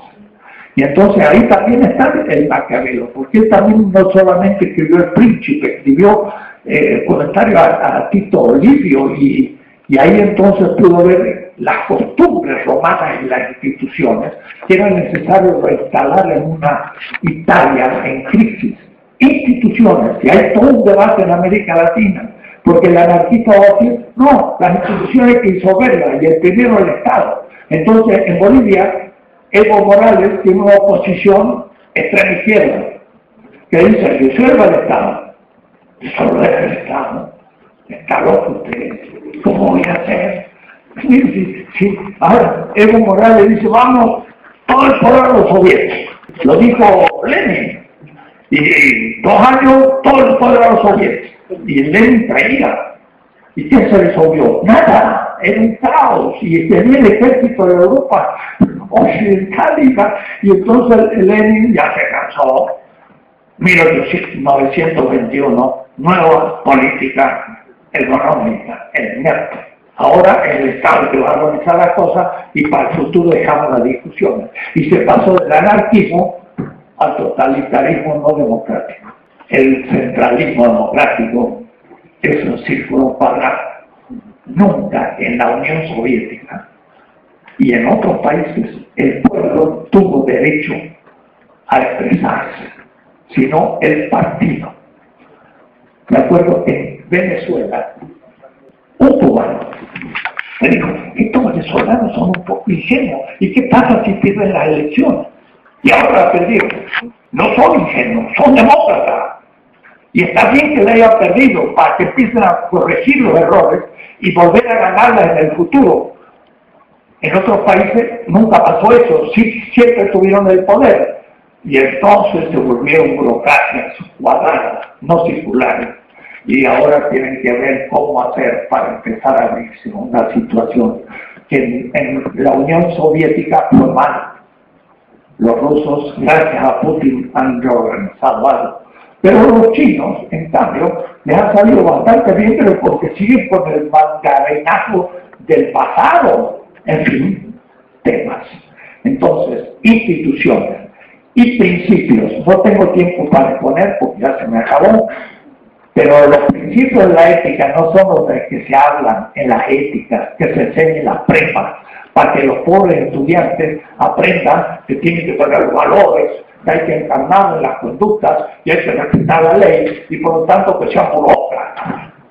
Entonces los estudiantes dicen, no me interesa esa ética y a mí tampoco, que hace 40 años que enseño ética. No creo en la ética, los valores de Bachel, no creo en la ética, las virtudes de Aristóteles, no creo en la ética de la ley de Kant. La ética es algo mucho más serio. Tiene un principio vida-muerte. Si yo no afirmo la vida del otro y del pueblo, pues se muere. Y la muerte es irrevocable. Si yo no acepto el consenso de la comunidad, impongo mi voluntad. Y entonces no soy democrático.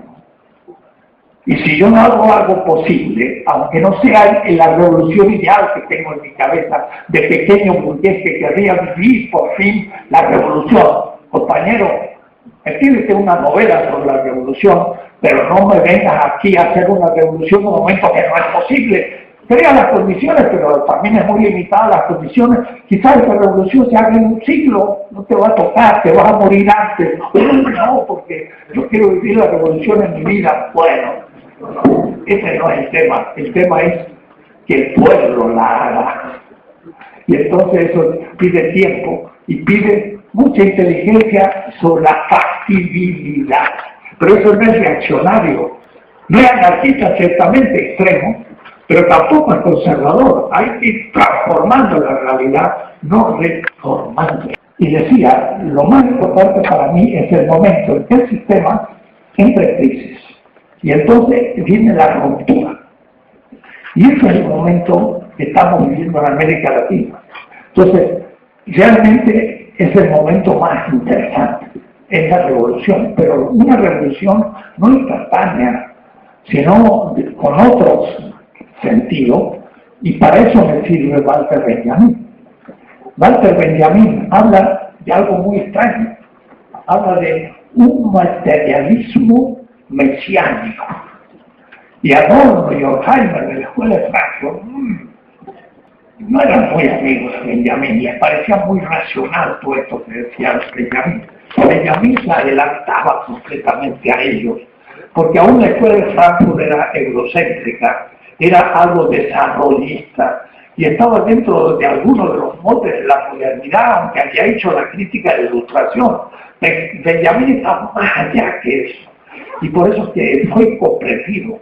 Su tesis doctoral no fue aceptada en Berlín, no pudo ser doctor y no pudo ser profesor y al fin se huyó de Alemania porque surgía el nazismo, se fue a Francia, llegó el nazismo a Francia y se quiso salir de Francia y al llegar a los Pirineos, yendo a España, no pudo cruzar la frontera porque el franquismo no se lo permitió, se suicidó, porque era el momento negativo, era el escepticismo de la modernidad a fondo, pero vivida de una manera que nos interesa, porque justamente hay que pensar quién hace ese tipo de actos renovadores de la historia. Entonces, él tiene el tiempo, dice, hay un tiempo cotidiano en que vivimos la vida de todos los días, y luego una ruptura, y viene otro tipo de tiempo, y le llaman en alemán Jetztzeit, lo traducimos por tiempo ahora.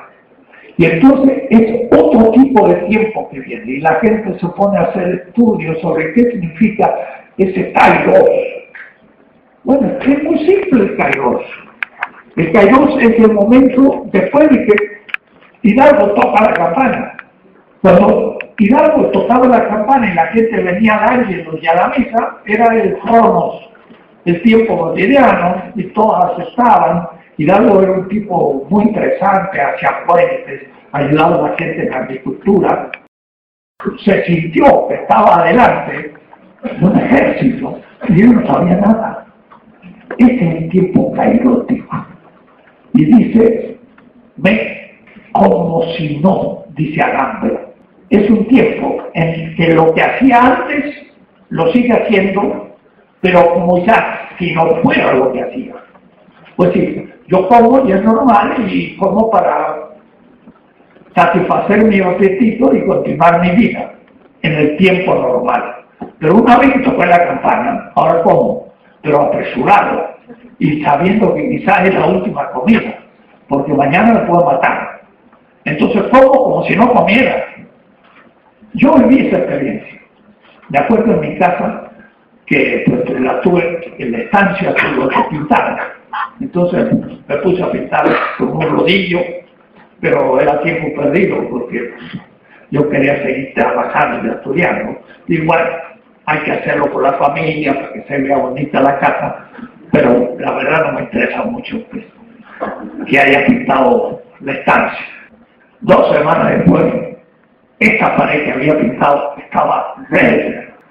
Habían puesto una bomba, había explotado la puerta, en la estancia estaba hecho trizas, la ventana en la calle, mis libros destruidos por la bomba. Entonces yo miré la ventana, la pared, y dije, bueno, vamos a pintarla de nuevo, pero como si no la pintara. Y mi hijito chiquito, que hoy es profesor de la UNAM, pero ahí tenía 4 años, salió con su bolsito blanco y dijo, papá, ¿qué pasó? Y se ve un boquete en la calle, miren el espectáculo para un niño, por suerte el dormitorio estaba en el fondo. ¿Y cuál fue mi reacción? Se lo voy a contar a ustedes, no lo he dicho en otras veces. Le dije a mi hijo, ¿te acuerdas lo que le hicieron al crucificado? Fue lo mismo. Él me miró tan tranquilo y se fue a dormir. No tuvo ningún trauma. Mi hija ni se despertó. Le cayeron los vidrios de su camisa, ni se enteró que habían puesto una bomba. Pero en el fondo de mi corazón yo estaba contento. Y dije, al menos los que me lo pusieron han entendido algo de lo que yo enseño. Porque poner una bomba a alguien también supone el riesgo de ello.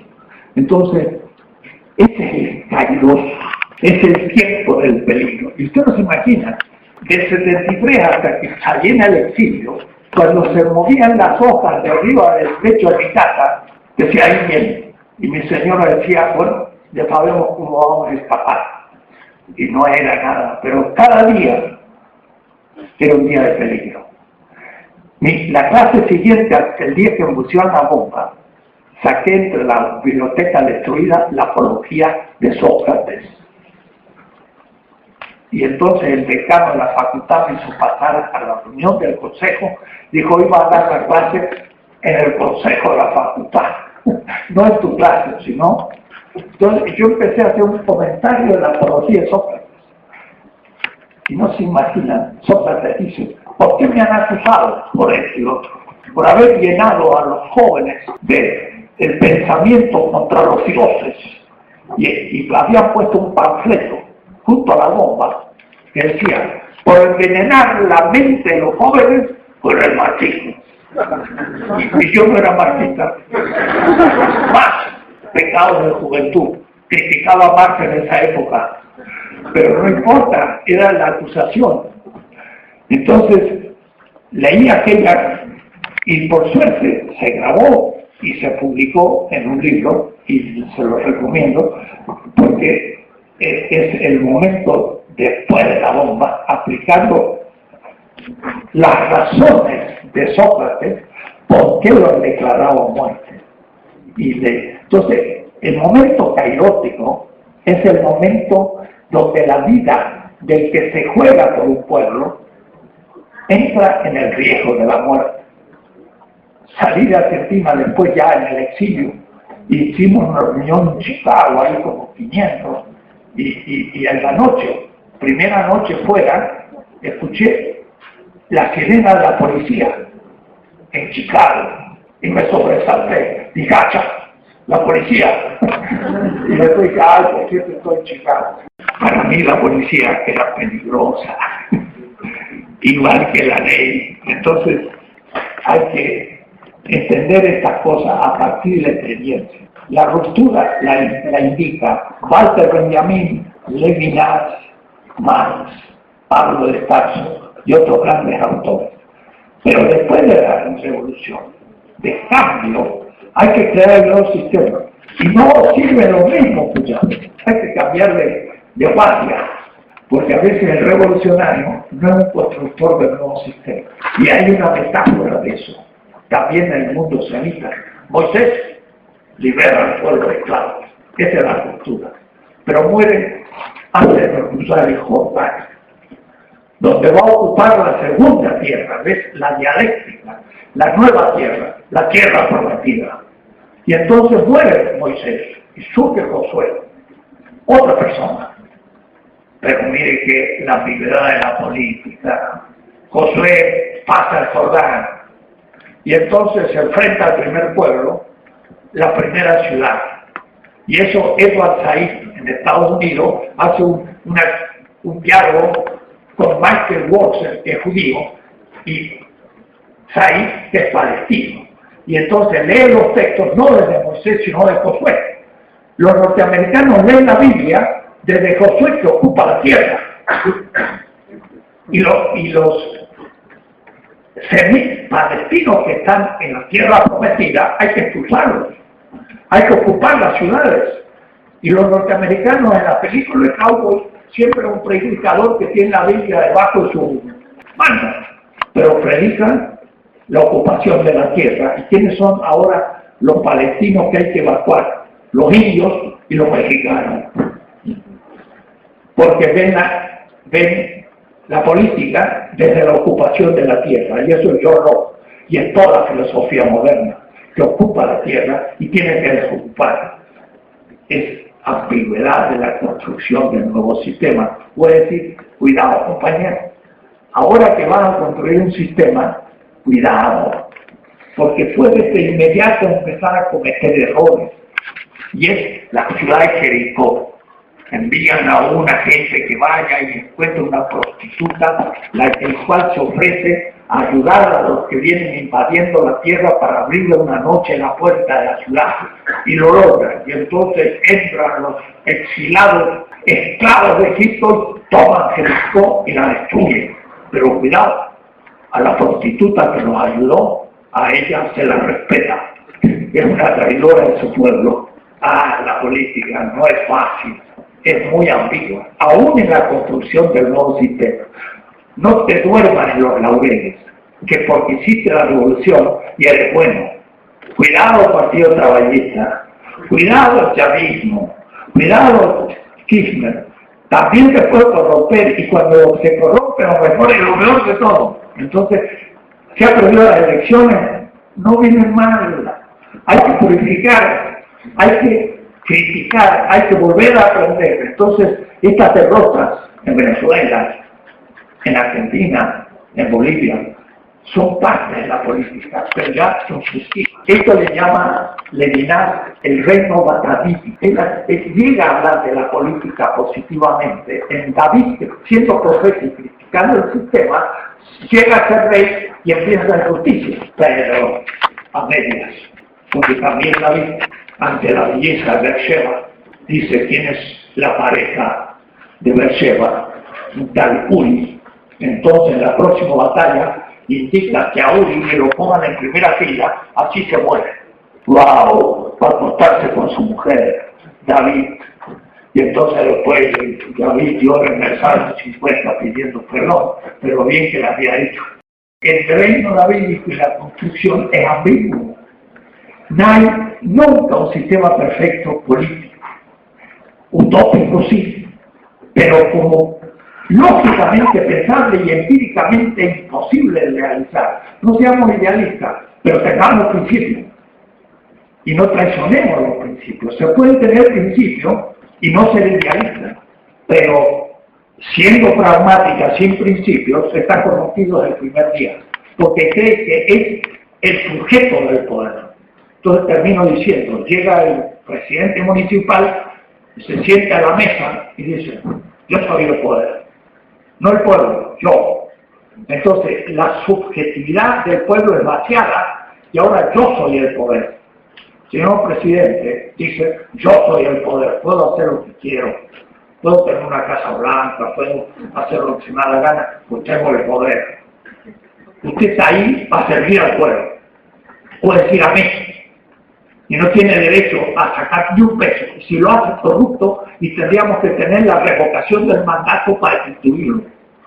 Hay que tener una nueva política, y no la expliqué. Es la institucionalización de la participación como cuarto poder, que ponga en jaque a la representación que se corrompe, pero no se puede eliminar. Entonces, el poder participativo presenta las necesidades y planifica las necesidades.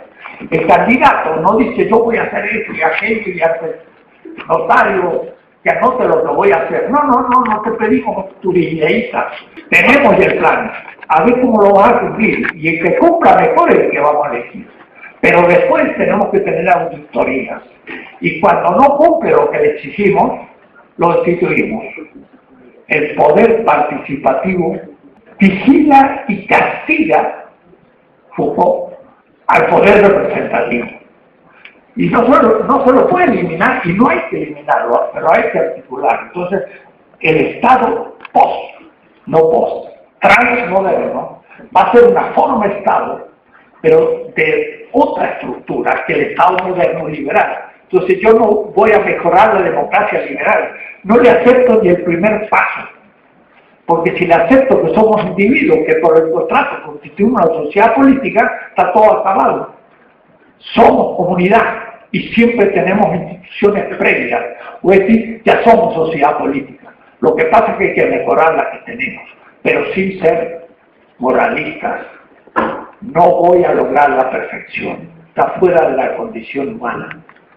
Y entonces los alumnos dicen, bueno maestro, entonces si no vamos a lograr el ideal, y bueno, si no tiene la paciencia y la inteligencia de mejorar las cosas, vas a ser culpable porque vas a aumentar la dominación y vas a ser responsable de la explotación. Elige entre ser un traidor y un colaboracionista de la dominación, o jugar tu vida para ser un honesto constructor de algo mejor, que no es perfecto. Por definición, no hay sistema perfecto en la historia.